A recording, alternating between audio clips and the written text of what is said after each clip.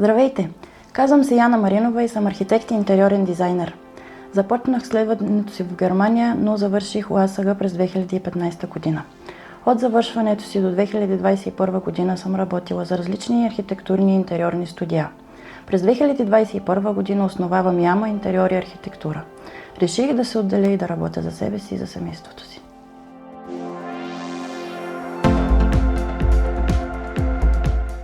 Накратко, за да не ви излезе по-скъпо.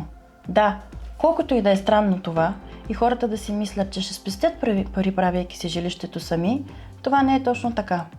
Има хора, които казват: да, ама аз за парите, за които ще платя да дам на интериорен дизайнер, ще си направя, например, кухнята.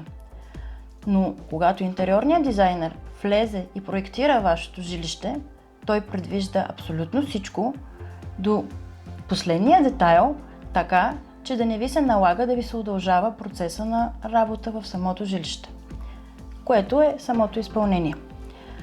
Например, ако човек сам реши да направи жилището си, той не може да предвиди колко материали ще му трябват.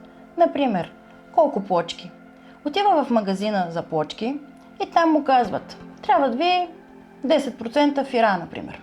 Прибирате се, носите плочките на майсторите, почват да се лепат тези плочки и какво се получава? Не ви достигат примерно 3 плочки. И какво правиме от тук нататък? Оттам клиента отива, поръчва нови плочки. Това съответно удължава процеса, защото има доставка, която е поне около месец, след което тези плочки пристигат и имаме изненада. Тук плочките са друго производство и се различават от предходните. Така, хем сте си удължили времето, чакали сте вашите плочки, например, хем майсторите са си тръгнали от обекта, трябва да ги викнете наново да се върнат на вашия обект и да изпълнят тези 3 плочки. Това ще удължи процеса на изпълнение, както и ще оскъпи.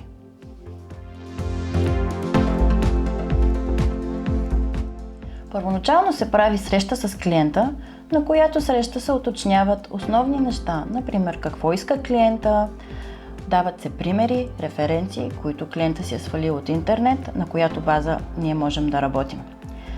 Тази информация е нужна, за да можем ние качествено да си свършим нашата работа. След което самият проект се разработва в различни етапи. Прави се идеен проект, прави се технически проект, който вече служи за изпълнение. Първият етап, това са функционалните разпределения. Под формата на чертежи се разработват различни варианти. Колко варианта ще бъдат разработени, зависи според договорката с клиента. В тези варианти ние разработваме, както казах, само на разпределения, функционално и ергономично, с размери, кое, къде и как ще бъде. След което има разговор с клиента, който също гледа нещата, има време да си помисли, да си разглежда своите варианти и ако реши, може да се направи микс от тези варианти, като накрая се прави един финален вариант, който клиентът одобрява и след което преминаваме към следващ етап. Вторият етап, това е идейният проект. Тук вече са нашите 3D визуализации. На тези 3D визуализации се показват вече конкретни материали, цветове. В този етап обаче не можем да променяме функционалното разпределение, защото то вече е одобрено в преден етап. Единственото, което правим тук е да конкретизираме самите мебели, какви ще са тези мебели, какви ще са ни облицовките, настилките, например. Тук е и момента, когато ние разработваме вашите мебели по поръчка, които клиента одобрява и на следващ етап се разработват за изпълнение от мебелист. Следващият етап, това е разработването на работните чертежи. Те служат за изпълнение. Например, даваме планове за подови настилки, как да бъдат наредени плочките, как да бъде нареден паркета. Дават се всички финиши на стени, къде, какъв цвят ще има, каква облицовка ще има. Няма елемент от интериора, който детайлно да не е разработен. Тук е момента, когато ние правим и вашите количествени сметки, за да може всичко да е точно и коректно закупено на време.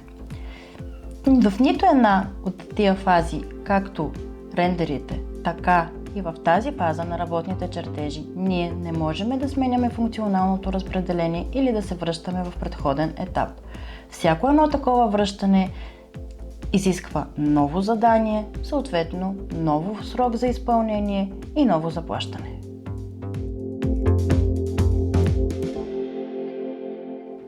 Разработването на всички фази отнема около 3-4 месеца, но всичко зависи от клиента. Колко време той ще гледа, ще мисли, ще одобрява, но като цяло нашето време, за което ние изготвяме вашия проект, може да се вмести в тези 3-4 месеца.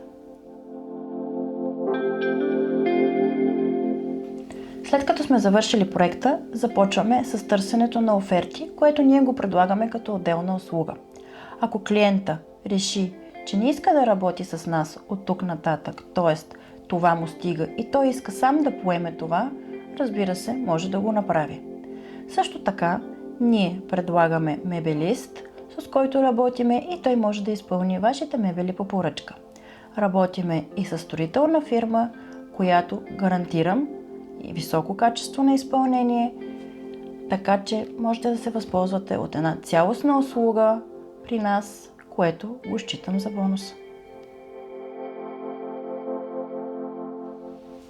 И аз благодаря за възможността да представя какво предлагам. Нека хората да ме търсят, на разположение съм.